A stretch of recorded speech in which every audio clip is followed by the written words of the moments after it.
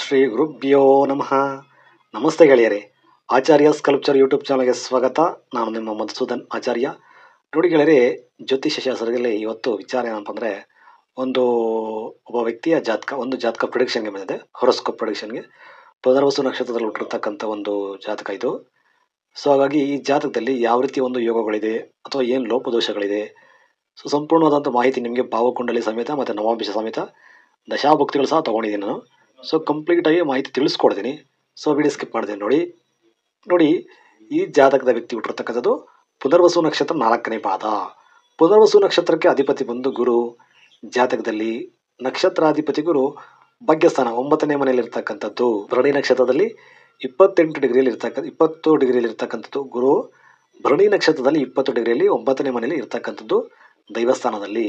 Okay, ನಕ್ಷತ್ರಾಧಿಪತಿಯನ್ನು 9ನೇ ಭಾವದಲ್ಲಿ ಇರ್ತಕ್ಕಂಥದ್ದು ಸ್ವಲ್ಪ ಅದು ಅದೃಷ್ಟನೇ, ಒಳ್ಳೆಯದೇನೆ, ಶುಭಯೋಗನೇ. ಆದರೆ ಇಲ್ಲಿ ಬಂದು ಲಗ್ನ ಬಂದಿರತಕ್ಕಂಥದ್ದು ಬಂದು ಇವ್ರದ್ದು ಸಿಂಹ ಲಗ್ನ. 10 ಡಿಗ್ರಿಯಲ್ಲಿ ಆಗಿರ್ತಕ್ಕಂಥದ್ದು ಮಕಾ ನಕ್ಷತ್ರದಲ್ಲಿ 10 ಡಿಗ್ರಿಯಲ್ಲಿ ಆಗಿರ್ತಕ್ಕಂಥದ್ದು ಸಿಂಹ ಲಗ್ನ. ಲಗ್ನಾಧಿಪತಿ ಆಗಿರ್ತಕ್ಕಂಥ ರವಿ ಜಾತಕದಲ್ಲಿ ಭಾವಕುಂಡಲಿಯಲ್ಲಿ, ಎಸ್ಪೆಷಲಿ ಭಾವಕುಂಡಲಿಯಲ್ಲಿ ನೋಡಿ 8ನೇ ಭಾವದಲ್ಲಿ, ಅಷ್ಟಮ ಭಾವ 8ನೇ ಭಾವದಲ್ಲಿ ಬಂದು ಕೂತ್ಕೊಂಡಿದ್ದಾನೆ. ಅದರಲ್ಲೂ 5 ಡಿಗ್ರಿಯಲ್ಲಿ ಉತ್ತರ ಭಾದ್ರಪದ ನಕ್ಷತ್ರದಲ್ಲಿ, 5 ಡಿಗ್ರಿಯಲ್ಲಿ ಉತ್ತರ ಭಾದ್ರಪದ ನಕ್ಷತ್ರದಲ್ಲಿ ರವಿ ಕೂತ್ಕೊಂಡಿರ್ತಕ್ಕಂಥದ್ದು. ರವಿ ಉತ್ತರ ಭಾದ್ರ ನಕ್ಷತ್ರ ಅಂತಂದರೆ, ಉತ್ತರ ಭಾದ್ರ ನಕ್ಷತ್ರಾಧಿಪತಿ ಬಂದು ಶನಿ ಗ್ರಹ. ಶನಿ ನೋಡಿ ಭಾವಕುಂಡಲಿಯಲ್ಲಿ ತನ್ನ ಸ್ವಂತ ಮನೆ ಮೂಲ ತ್ರಿಕೋಣ ಕುಂಭರಾಶಿಯಲ್ಲಿ ಇರ್ತಕ್ಕಂಥದ್ದು, ಸ್ವಾತಿ ನಕ್ಷತ್ರದಲ್ಲಿ 18 ಡಿಗ್ರಿಯಲ್ಲಿ ಇರ್ತಕ್ಕಂಥದ್ದು. ಇಲ್ಲಿ ರವಿ ಮೊದಲನೇದಾಗಿ ಲಗ್ನಾಧಿಪತಿ ಆಗಿರ್ತಕ್ಕಂಥ ರವಿ ಜಾತಕದಲ್ಲಿ 8ನೇ ಭಾವಕ್ಕೆ ಹೋಗಿರತಕ್ಕಂಥದ್ದು ಸ್ವಲ್ಪ ದೋಷಕಾರಿ. ಅದು ಅಷ್ಟಮ ಭಾವ ಸಾಮಾನ್ಯವಾಗಿ ದುಸ್ಥಾನ ಆಗಿರೋದ್ರಿಂದ ದೋಷಕಾರಿಯಾಗ್ತದೆ. ಆದರೆ ನಕ್ಷತ್ರ ಬಂದು ಉತ್ತರ ಭಾದ್ರಪದ ಶತ್ರುವಿನ ನಕ್ಷತ್ರದಲ್ಲಿ, ಶನಿಯ ನಕ್ಷತ್ರದಲ್ಲಿರ್ತಕ್ಕಂಥದ್ದು. ಜೊತೆಯಲ್ಲೇ ರಾಹು ಸಹ ಅಲ್ಲೇ ಇದೆ. ರಾಹು 22 ಡಿಗ್ರಿಯಲ್ಲಿ ರೇವತಿ ನಕ್ಷತ್ರದಲ್ಲಿರ್ತಕ್ಕಂಥದ್ದು. ನಂತರ ಅದೇ ಮನೆಯಲ್ಲಿ 8ನೇ ಭಾವದಲ್ಲಿ ಧನಸ್ಥಾನ, ಕುಟುಂಬ ಸ್ಥಾನ, ವಿದ್ಯಾಸ್ಥಾನ ಏನಂತೀವಿ, ಬಾಲ್ಯ ಶಿಕ್ಷಣ, ಪ್ರೈಮರಿ ಎಜುಕೇಷನ್ ಅಂತ ಕರೀತೀವಿ. ಈ ಮನೆ ಧನಸ್ಥಾನ ಮತ್ತು ಫ್ಯಾಮಿಲಿ, ಮಾತು, ಊಟ, ಬರವಣಿಗೆ ಎಲ್ಲ ವಿಚಾರಗಳು ನಾವು 2ನೇ ಮನೆಯಿಂದ ನೋಡ್ತೀವಿ. ಈ ಮನೆಯ ಅಧಿಪತಿಯಾಗಿರ್ತಕ್ಕಂಥ ಬುಧ ಮತ್ತು ಲಾಭಸ್ಥಾನಕ್ಕೆ 11ನೇ ಮನೆಯ ಲಾಭಸ್ಥಾನ, ಈ ಮನೆಗೂ ಅಧಿಪತಿಯಾಗಿರ್ತಕ್ಕಂಥ ಬುಧ 2 ಭಾವಕ್ಕೂ ಅಧಿಪತಿಯಾಗಿ 8ರಲ್ಲಿ ಹೋಗಿ ನೀಚ ಆಗಿದೆ. ಅಷ್ಟಮ ಭಾವ 8ನೇ ಭಾವ ದುಸ್ಥಾನದಲ್ಲಿ ಹೋಗಿ ನೀಚ ಆಗಿರ್ತಕ್ಕಂಥದ್ದು ಸಾಮಾನ್ಯವಾಗಿ ಬುಧನಿಗೆ ಇಲ್ಲಿ ದೋಷಕಾರಿಯಾಗಿದೆ, ಬಲಹೀನತೆಯಾಗಿದೆ. ಸೊ ಇಲ್ಲಿ ರಾಹು ಜಲತತ್ವದಲ್ಲಿ ಬಲಹೀನನಾಗ್ತಾನೆ. ನಂತರ ಬುಧನು ಸಹ ಇಲ್ಲಿ ಬಲಹೀನ ಅಂದರೆ ನೀಚ ಆಗಿದ್ದಾನೆ. ಲಗ್ನಾಧಿಪತಿನೂ ಸಹ ಇಲ್ಲಿ ಜಾತಕದಲ್ಲಿ ಅಷ್ಟಮ ಭಾವದಲ್ಲಿ ಕೂತ್ಕೊಂಡಿರತಕ್ಕಂಥದ್ದು ಸಾಮಾನ್ಯವಾಗಿ ದೋಷಕಾರಿಯಾಗ್ತದೆ. ಏನಾಗ್ತದೆ, ರವಿ ಪಿತೃಕಾರಕ ಆಗಿರೋದ್ರಿಂದ ಮತ್ತು ಲಗ್ನಾಧಿಪತಿನೂ ರವಿನೇ ಆಗಿರೋದ್ರಿಂದ ಸಾಮಾನ್ಯವಾಗಿ ರಾಹು ಜೊತೆ ಇರತಕ್ಕಂಥದ್ದು, ನಂತರ ನೀಚ ಬುಧನ ಜೊತೆ ಇರತಕ್ಕಂಥದ್ದು ಸಾಮಾನ್ಯವಾಗಿ ಪಿತೃದೋಷಕ್ಕೆ ನಾಂದಿ ಮಾಡುತ್ತೆ, ಪಿತೃದೋಷಕ್ಕೆ ಕಾರಣವಾಗ್ತದೆ. ಸ್ವಲ್ಪ ದೋಷಕಾರಿಯಾಗಿರೋದ್ರಿಂದ ಸಾಮಾನ್ಯವಾಗಿ ಆರೋಗ್ಯದ ವಿಚಾರದಲ್ಲಿ ಸ್ವಲ್ಪ ಕಾಟ ಕೊಡುತ್ತೆ.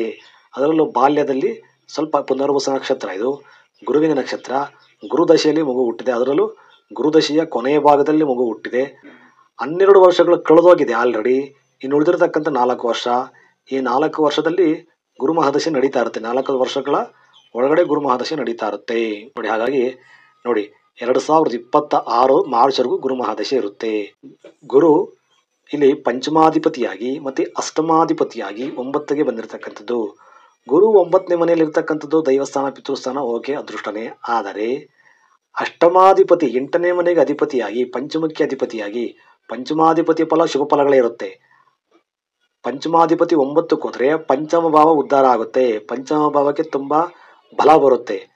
ಆದರೆ ನವಮ ಭಾವಕ್ಕೆ ಅದೇ ರೀತಿ ಅದೃಷ್ಟನೂ ಬರುತ್ತೆ. ಆದರೆ ಅಷ್ಟಮಾಧಿಪತಿಯ ಬಲನೂ, ಅಷ್ಟಮಾಧಿಪತಿ ಆಗಿರ್ತಕ್ಕಂಥ ಗುರು ಇಲ್ಲಿ 9ಕ್ಕೆ ಬರ್ತಾ ಇರೋದ್ರಿಂದ ಅಷ್ಟಮ ಭಾವ ದೋಷ ಇಲ್ಲಿ ಅದು ಸ್ವಲ್ಪ 9ನೇ ಭಾವ ಅಂದರೆ ದೈವಸ್ಥಾನ, ಪಿತೃಸ್ಥಾನ, ತಂದೆ ವಿಚಾರ, ಪಿತ್ರಾರ್ಜಿತ ಆಸ್ತಿ ವಿಚಾರದಲ್ಲಿ, ಹೈಯರ್ ಎಜುಕೇಷನ್ ವಿಚಾರದಲ್ಲಿ ಸ್ವಲ್ಪ ಕಾಟ ಕೊಡುತ್ತೆ. ಇಲ್ಲಿ ಪಂಚಮ ಭಾವನ ಮತ್ತು ಆಯುಷನ್ನ ಎರಡನ್ನೂ ವೃದ್ಧಿ ಮಾಡಿಕೊಳ್ಳುತ್ತೆ, ತನ್ನ ಆಯುಷನ್ನು ಹೆಚ್ಚಿಸ್ಕೊಳ್ಳುತ್ತೆ.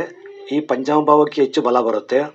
ಅವರ ಪೂರ್ವಪುಣ್ಯದಲ್ಲಿ ಪೂರ್ವಜನ್ಮದಲ್ಲಿ ಮಾಡಿರ್ತಕ್ಕಂಥ ಪುಣ್ಯದಿಂದ ಮಗು ಒಂದಷ್ಟು ಶುಭ ಫಲಗಳನ್ನು ಇಲ್ಲಿ ಅನುಭವಿಸೋದಕ್ಕೆ ಪಂಚಮ ಭಾವಕ್ಕೆ ಸಹಾಯ ಆಗ್ತದೆ, ಗುರು 9ರಲ್ಲಿ ಹೋಗಿರ್ತಕ್ಕಂಥದ್ದು.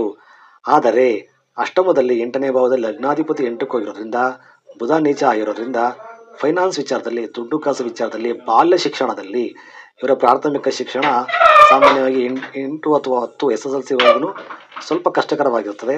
ನಂತರ SLC PUC ಆ ಟೈಮಲ್ಲಿ ಸ್ವಲ್ಪ ಡಿಗ್ರಿವರೆಗೂ ಭಗವಂತ ಎಜುಕೇಷನ್ಗೆ ಸ್ವಲ್ಪ ಅನುಕೂಲ ಮಾಡಿಕೊಡ್ತಾನೆ. ಯಾಕೆಂದರೆ ಸಪ್ತಮಾಧಿಪತಿ ಶನಿ ತನ್ನ ಸ್ವಂತ ರಾಶಿ ಕುಂಭರಾಶಿಯಲ್ಲೇ ಇರೋದ್ರಿಂದ SLC ನಂತರ ಎಜುಕೇಷನ್ SLC PUC ಆ ಡಿಗ್ರಿ ಆ ಎಜುಕೇಷನ್ ಎಲ್ಲ ಸ್ವಲ್ಪ ಅನುಕೂಲಕರವಾಗ್ತದೆ. SSLCವರೆಗೂ ಅಂದರೆ ಪ್ರಾಥಮಿಕ ಮಾಧ್ಯಮಿಕ ಶಿಕ್ಷಣ 10ನೇ ತರಗತಿಯು ಇವರಿಗೆ ಸ್ವಲ್ಪ ಕಷ್ಟಕರವಾಗ್ತದೆ.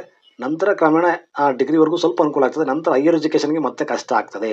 ಸೊ ಎಜುಕೇಷನ್ ವಿಚಾರದಲ್ಲಿ ವಿದ್ಯಾಕಾರಕ ಗ್ರಹ ಮತ್ತು ವಾಕ್ಸ್ಥಾನ ವಿದ್ಯಾಸ್ಥಾನ ಬಾಲ್ಯ ಶಿಕ್ಷಣ ಅಧಿಪತಿಯಾಗಿರ್ತಕ್ಕಂಥ ಬುಧ ನೀಚ ಆಗಿರ್ತಕ್ಕಂಥದ್ದು ಅಷ್ಟಮ ಭಾವಕ್ಕೆ ಬಂದಿರತಕ್ಕಂಥದ್ದು ಸಾಮಾನ್ಯವಾಗಿ ಮಂದ ಬುದ್ಧಿವತ್ತರೆ.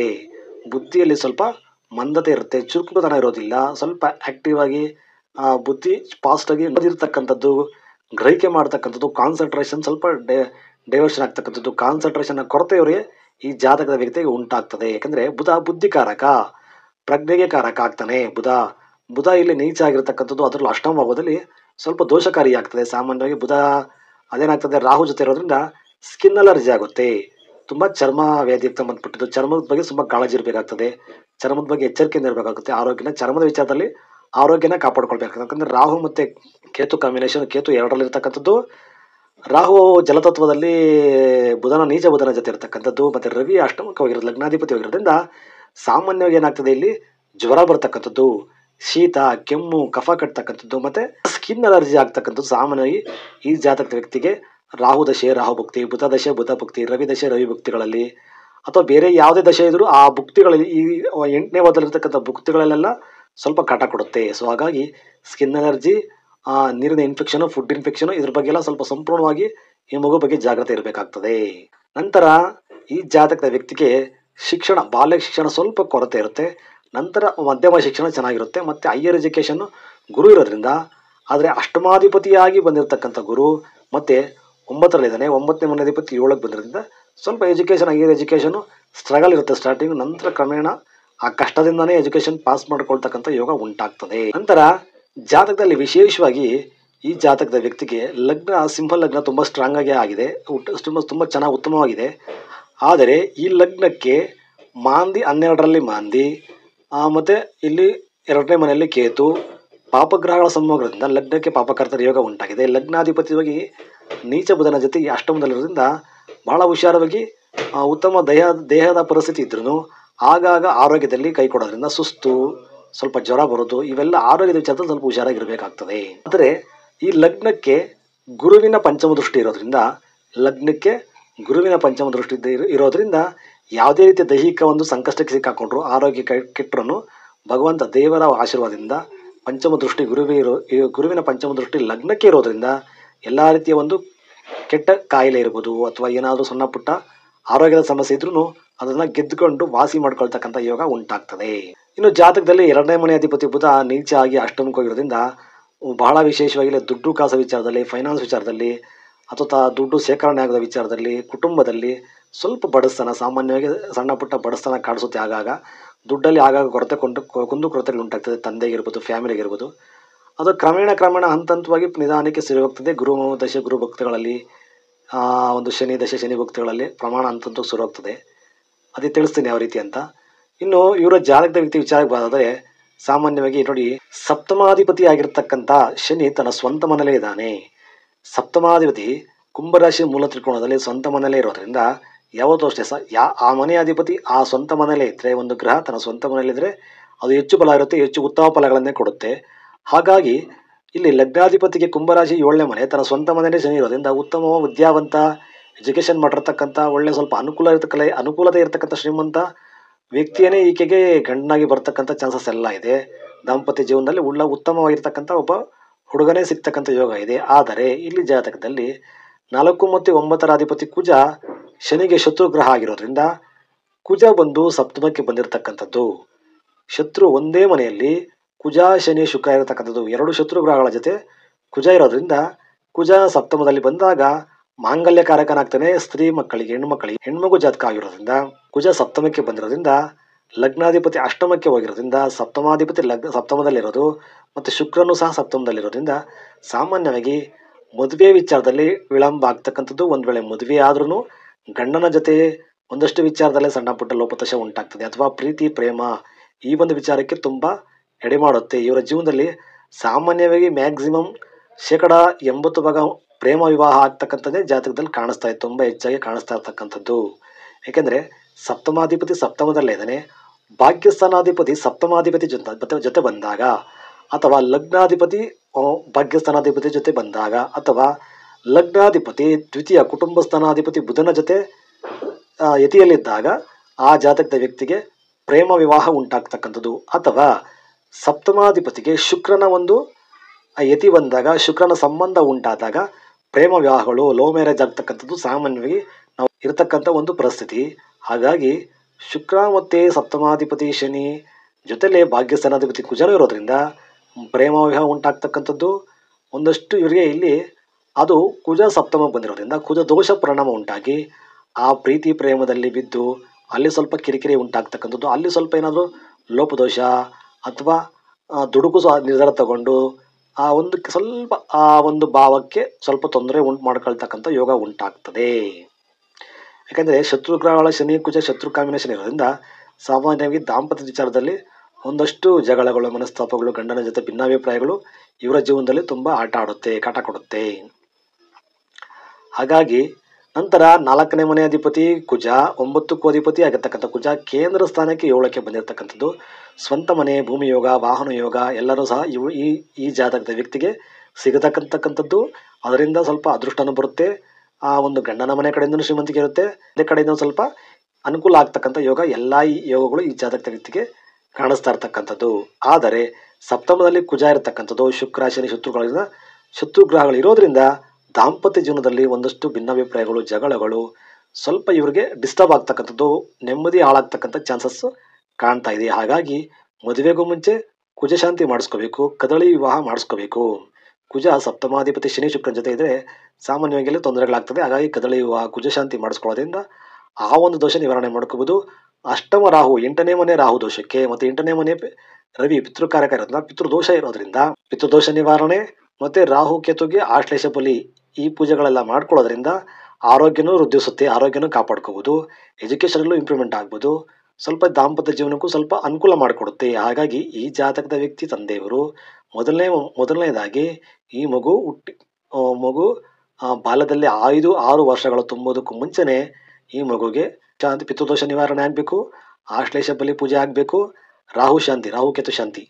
ನಂತರ ಇಲ್ಲಿ ಕುಜ ಶಾಂತಿ ಬಂದು ಇದು ಮದುವೆಗೂ ಮುಂಚೆ, ಮದುವೆ ಅಂದರೆ ಎಜುಕೇಷನಲ್ಲಿ ಮುಗಿದು ಮದುವೆ ಸಂದರ್ಭದಲ್ಲಿ ಮಾಡ್ಕೊಳ್ತಕ್ಕಂಥ ಇದು ವಿಚಾರ. ಇದು ಕುಜ ಶಾಂತಿ ಮದುವೆ ಟೈಮಲ್ಲಿ ಮಾಡ್ಕೊಳ್ಳೋದು ಈಗ ಅವಶ್ಯಕತೆ ಇರಲ್ಲ, ಬಾಲ್ಯ ಚಿಕ್ಕ ವಯಸ್ಸಿಗೆ ಅವಶ್ಯಕತೆ ಇರೋದಿಲ್ಲ. ಆದರೆ ಸುಬ್ರಹ್ಮಣ್ಯ ಸ್ವಾಮಿ ಆರಾಧನೆ ಮಾಡ್ಕೊಳ್ಳೋದ್ರಿಂದ ಯಾವುದೇ ರೀತಿ ಒಂದು ಕೆಟ್ಟ ದುಷ್ಪರಿಣಾಮಕ್ಕೆ ಒಳಗಾಗದೆ ಎಜುಕೇಷನ್ ಸಂಪೂರ್ಣ ಮುಗಿಸ್ಕೊಳ್ತಕ್ಕಂಥ ಯೋಗ ಉಂಟಾಗ್ತದೆ. ಆದರೆ ಬಾಲ್ಯಾವಸ್ಥೆಯಲ್ಲೇ ಮಾಡಬೇಕಾಗಿರ್ತಕ್ಕಂಥ ಶಾಂತಿ ಪೂಜೆಗಳು ಪಿತೃಶಾಂತಿ ಮತ್ತು ರಾಹುಕೇತು ಶಾಂತಿ, ಅದರನ್ನು ವಿಶೇಷವಾಗಿ ಆಶ್ಲೇಷ ಬಲಿ ಸರ್ಪಾರಾಧನೆ ಮಾಡ್ಕೊಳ್ಳೋದ್ರಿಂದ ಆಯುಷ್ ಆರೋಗ್ಯ ವೃದ್ಧಿ ಆಗ್ತದೆ. ಮತ್ತು 8ನೇ ಮನೆ ಅಧಿಪತಿ 9ಕ್ಕೆ ಬಂದಿರೋದು ತಂದೆಯ ಆರೋಗ್ಯದಲ್ಲಿ ಆಗಾಗ ಶುಗರು ಮತ್ತು BP ವಿಚಾರದಲ್ಲಿ ಸ್ವಲ್ಪ ಕಾಟ ಕೊಡುತ್ತೆ. ಹಾಗಾಗಿ ತಂದೆ ವಾಹನಗಳು ಸಂಚಾರ ಮಾಡ್ತಕ್ಕಂಥ ವಿಚಾರದಲ್ಲಿ, ಎಲ್ಲಾದರೂ ಬೆಂಕಿ ಇರ್ತಕ್ಕಂಥ ಜಾಗದಲ್ಲಿ, ಭಾಳ ವಿಚಾರವಾಗಿ ಏನಾದರೂ ತೂಕ ಎತ್ತಬೇಕಾದ್ರೆ, ವಾಹನಗಳ ಸಂಚಾರ ಮಾಡಬೇಕಾದ್ರೆ, BP ವಿಚಾರದಲ್ಲಿ, ಶುಗರ್ ವಿಚಾರದಲ್ಲಿ ಭಾಳ ಎಚ್ಚರಿಕೆಯಿಂದ ಇರಬೇಕಾಗ್ತದೆ ತಂದೆ. ಅದ್ರ ಬಿಟ್ಟರೆ ಅದೃಷ್ಟ ಅನ್ನೋದು ಖಂಡಿತವಾಗ್ಲೂ ಗುರುವಿಂದ ಬಂದೇ ಬರುತ್ತೆ. ಒಂದು ಸ್ವಲ್ಪ ಫೈನಾನ್ಷಿಯಲು, ದುಡ್ಡು ಕಾಸು ವಿಚಾರದಲ್ಲಿ, ಶ್ರೀಮಂತಿಕೆ ವಿಚಾರದಲ್ಲಿ ಇರ್ಬೋದು, ಭೂಮಿ ಯೋಗದಲ್ಲಿ ವಿಚಾರದಲ್ಲಿ ಇರ್ಬೋದು, ಏನೋ ಸ್ವಲ್ಪ ಅನುಕೂಲ ಆಗ್ತಕ್ಕಂಥ ತಂದೆಗೆ ಉಂಟಾಗ್ತದೆ. ಆದರೆ ಆರೋಗ್ಯದಲ್ಲಿ ಸ್ವಲ್ಪ ಕಟ ಕೊಡುತ್ತೆ, ಆರೋಗ್ಯದಲ್ಲಿ ಆಗಾಗ ಸ್ವಲ್ಪ ಖರ್ಚಾಗ್ತಕ್ಕಂಥ ಜಾಸ್ತಿ ಆಗ್ತದೆ. ಸೊ ಇವರ ತಂದೆ ಆರೋಗ್ಯನ ತುಂಬ ಚೆನ್ನಾಗಿ ನೋಡ್ಕೊಳ್ಬೇಕಾಗ್ತದೆ. ನಂತರ ಜಾತಕದ ವ್ಯಕ್ತಿಗೆ 6ನೇ ಮನೆ ಅಧಿಪತಿ 7ರಲ್ಲಿರೋದ್ರಿಂದ ಎಲ್ಲ ರೀತಿಯ ಒಂದು ರೋಗ ರುಜಿನಗಳನ್ನ ಗೆದ್ಕೋತಾಳೆ. ಈ ಮಗು ಎಲ್ಲ ರೀತಿಯ ರೋಗ ರುಜಿನಗಳನ್ನ ಗೆದ್ದುಕೊಂಡು ಒಂದಷ್ಟು ಸೇಫ್ ಆಗೋದಕ್ಕೆ ಶಕ್ತಿ ಇದೆ. ಆದರೆ ಕುಜ 7ನೇ ಮನೆಯಲ್ಲಿ ಶತ್ರು ಜೊತೆ ಇರತಕ್ಕಂಥದ್ದು ದೋಷಕಾರಿಯಾಗ್ತದೆ. ಅಷ್ಟಮದಲ್ಲಿ ಲಗ್ನಾಧಿಪತಿ ಅಷ್ಟಮಕ್ಕೆ ಹೋಗಿ ನೀಚ ಬುಧನ ಜೊತೆ ಇರೋದು ಫುಡ್ ಇನ್ಫೆಕ್ಷನ್ನು, ನೀರಿನ ಇನ್ಫೆಕ್ಷನ್ ಆಗ್ತಕ್ಕಂಥದ್ದು, ಸ್ಕಿನ್ ಅಲರ್ಜಿ ಆಗ್ತಕ್ಕಂಥದ್ದು ಆಗಾಗ ಕಾಡಿಸಿ ಇವರಿಗೆ ಸ್ವಲ್ಪ ಆರೋಗ್ಯದಲ್ಲಿ ನೆಮ್ಮದಿ ಕೆಡಿಸುತ್ತೆ. ಇನ್ನು ಈ ಲಗ್ನಕ್ಕೆ ಪಂಚಮ ಅಪೂರ್ವ ಪುಣ್ಯ ಸ್ಥಾನಾಧಿಪತಿ ಗುರು 9ರಲ್ಲಿರೋದ್ರಿಂದ ಹೆಚ್ಚು ಪುತ್ರ ಸಂತಾನ ಈ ಜಾತಕದ ವ್ಯಕ್ತಿಗೆ ಹೆಚ್ಚಾಗಿ ಗಂಡು ಮಕ್ಕಳೇ ಆಗ್ತಕ್ಕಂಥ ಯೋಗ ಇದೆ. ಪುತ್ರ ಸಂತಾನ ಆಗೋದ್ರಿಂದ ಮತ್ತು ಈ ಜಾತಕದ ವ್ಯಕ್ತಿಗೆ ಸಂತಾನ ಆದಮೇಲೆ ಆ ಮಕ್ಕಳು ಒಂದಷ್ಟು ಸಮಾಜದಲ್ಲಿ ಉನ್ನತ ಮಟ್ಟಕ್ಕೆ ಬೆಳೀತಕ್ಕಂಥದ್ದು, ಹೆಚ್ಚಾಗಿ ವಿದ್ಯಾಭ್ಯಾಸ ಮಾಡಿ ಶ್ರೀಮಂತಿಕೆಯನ್ನು ಅನುಭವಿಸ್ತಕ್ಕಂಥ ಯೋಗ, ಅಂಥ ಉತ್ತಮ ಮಕ್ಕಳನ್ನ ಪಡಿತಕ್ಕಂಥ ಯೋಗ ಜಾತಕದಲ್ಲಿ ಕಾಣಿಸ್ತದೆ. ಸಂತಾನ ಯೋಗ ತುಂಬ ಚೆನ್ನಾಗಿದೆ. ಆದರೆ ದಾಂಪತ್ಯ ವಿಚಾರದಲ್ಲಿ ಸ್ವಲ್ಪ ಹುಷಾರಾಗಿ ನೋಡಿಕೊಂಡ್ರೆ ಅದನ್ನು ನಾವು ಅಡ್ಜಸ್ಟ್ ಮಾಡ್ಕೊಂಡೋಗಿ ಅನುಸರಿಸ್ಕೊಂಡು ಹೋಗ್ಬಿಟ್ರೆ ಗಂಡನ ಜೊತೆ ಉತ್ತಮವಾದಂಥ ಜೀವನ ಮಾಡಬಹುದು. ಆದರೆ ಫೈನಾನ್ಸ್ ವಿಚಾರದಲ್ಲಿ, ತನ್ನ ಮದುವೆ ಆದಮೇಲೆ ಕುಟುಂಬದ ವಿಚಾರದಲ್ಲಿ ಆಗಾಗ ಜಗಳಗಳು, ನೆಮ್ಮದಿ, ಒತ್ತಡ ಇದ್ದೇ ಇರುತ್ತೆ ಕೇತು ಇರೋದ್ರಿಂದ.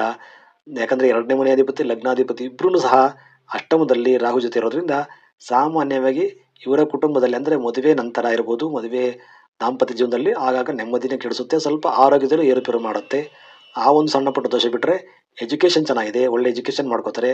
10ನೇ ಮನೆ ಅಧಿಪತಿ ಶುಕ್ರ ತನ್ನ ಮಿತ್ರನ ಜೊತೆ ಕೇಂದ್ರ ಸ್ಥಾನಕ್ಕೆ ಬಂದಿರೋದ್ರಿಂದ ಈ ಕರ್ಮಸ್ಥಾನಕ್ಕೆ ಒಳ್ಳೆ ಯೋಗ ಸಿಗುತ್ತೆ, ಅತ್ಯುತ್ತಮವಾದಂಥ ಒಂದು ಒಳ್ಳೆ ಕೆಲಸ ಸಿಗುತ್ತೆ ಈ ವ್ಯಕ್ತಿಗೆ. ಈ ಜಾತಕದ ವ್ಯಕ್ತಿಗೆ ಉತ್ತಮವಾದಂಥ ಒಂದು ಕೆಲಸ ಸಿಗುತ್ತೆ, ಕೆಲಸದಿಂದ ಹೆಚ್ಚು ಲಾಭ ಮಾಡ್ಕೋತಾರೆ. ಇನ್ನು ನವಾಂಶ ವಿಚಾರ ನೋಡೋದಾದ್ರೆ, ನವಾಂಶದಲ್ಲಿ ಜಾತಕದಲ್ಲಿ ಯಾವುದೇ ಗ್ರಹ ಇಲ್ಲಿ ಚಂದ್ರ ವರ್ಗೋತ್ತಮ ಆಗಿದೆ, ಅದೇ ಕೆಲವೊಂದು ಗ್ರಂಥಗಳ ಪ್ರಕಾರ ಚಂದ್ರನಿಗೆ ವರ್ಗೋತ್ತಮವಾಗಿ ಬರೋದಿಲ್ಲ ಅಂತ ಹೇಳ್ತಾರೆ. ಹಾಗಾಗಿ ಇಲ್ಲಿ ಕಟಕ ಲಗ್ನ ಆಗ್ತದೆ. ಕಟಕ ಲಗ್ನ 12ನೇ ಮನೆಯಲ್ಲಿ ಮಾಂದಿ ಇದ್ದಾನೆ ಭಾವಕುಂಡಲಿಯಲ್ಲಿ, ಇಲ್ಲೂ ಸಹ 12ನೇ ಮನೆಯಲ್ಲಿ ಮಾಂದಿ ಬರುತ್ತೆ. ಹಾಗಾಗಿ ಮಾಂದಿ 12ನೇ ಮನೆಯಲ್ಲಿ ಇರ್ತಕ್ಕಂಥದ್ದು ಚಂದ್ರನ ಜೊತೆ ಇರತಕ್ಕಂಥದ್ದು ತಾಯಿಗೆ ಸ್ವಲ್ಪ ಹಿಂಸೆ, ತಾಯಿಯ ಆರೋಗ್ಯದಲ್ಲಿ ಮತ್ತು ಈ ಜಾತಕದ ವ್ಯಕ್ತಿಯ ಮನಸ್ಸಿಗೂ ಸ್ವಲ್ಪ ತುಂಬ ಸಂಕಟ ಉಂಟು ಮಾಡುತ್ತೆ. ಭಯ, ಆತಂಕ, ಮಾನಸಿಕ ಹಿಂಸೆ ಮತ್ತು ಕಾನ್ಸಂಟ್ರೇಷನ್ಗೆ ತೊಂದರೆ ಕೊಡುತ್ತೆ. ಓದೋದ್ರ ಬಗ್ಗೆ ಇರ್ಬೋದು, ಸಂಚಾರದ ವಿಚಾರದಲ್ಲಿ ತುಂಬ ತಿರುಗಾಟ ಮಾಡೋದು, ಸಂಚಾರ ಮಾಡೋದು, ದುಡ್ಡು ತುಂಬ ಖರ್ಚು ಮಾಡೋದು, ಪೋಲು ಮಾಡೋದು, ಅದನ್ನು ಮಾಂದಿ ಮಾಡಿಸುತ್ತೆ. ಆದರೆ 12ನೇ ಮನೆ ಅಧಿಪತಿ 12ರಲ್ಲಿದೆ ರಾಜಯೋಗ. ಆದರೆ ಮಾಂದಿ ಬಂದು ಸೇರಿರೋದ್ರಿಂದ ಚಂದ್ರ ಮನಸ್ಸುಕಾರಕ ಆಗಿರೋದ್ರಿಂದ ಮನಸ್ಸಿಗೆ ತುಂಬ ಒತ್ತಡ ಕೊಡುತ್ತೆ, ವಿಪರೀತವಾದ ಖರ್ಚು ಮಾಡಿಸುತ್ತೆ, ಸಂಚಾರ ಜಾಸ್ತಿ ಮಾಡಿಸುತ್ತೆ. ಇದು ಸ್ವಲ್ಪ ಮನಸ್ಸಿಗೆ ಸ್ಟ್ರೈನ್ ಮಾಡುತ್ತೆ, ನೆಮ್ಮದಿ ಕೆಡಿಸುತ್ತೆ. ಹಾಗಾಗಿ ಮಾಂದಿ ವಿಚಾರದಲ್ಲಿ ನಾವು ಶಿವನ ಆರಾಧನೆ, ಶಿವನಿಗೆ ರುದ್ರಾಭಿಷೇಕ ಪೂಜೆಗಳು ಮಾಡಿಸ್ಕೊಳ್ಳೋದ್ರಿಂದ ಈ ದೋಷದಿಂದ ಪಾರಾಗಬಹುದು. ಹಾಗಾಗಿ ನೋಡಿ, ಜಾತಕದಲ್ಲಿ ಇಲ್ಲಿ ಚಂದ್ರ ಪುನರ್ವಸು ನಕ್ಷತ್ರದಲ್ಲಿರೋದ್ರಿಂದ ಪುನರ್ವಸು ನಕ್ಷತ್ರಾಧಿಪತಿ ಗುರು ಭಾಗ್ಯಸ್ಥಾನ 9ರಲ್ಲಿರೋದ್ರಿಂದ ಖಂಡಿತವಾಗ್ಲೂ ಚಂದ್ರನಿಗೆ ಬಲ ಇರುತ್ತೆ.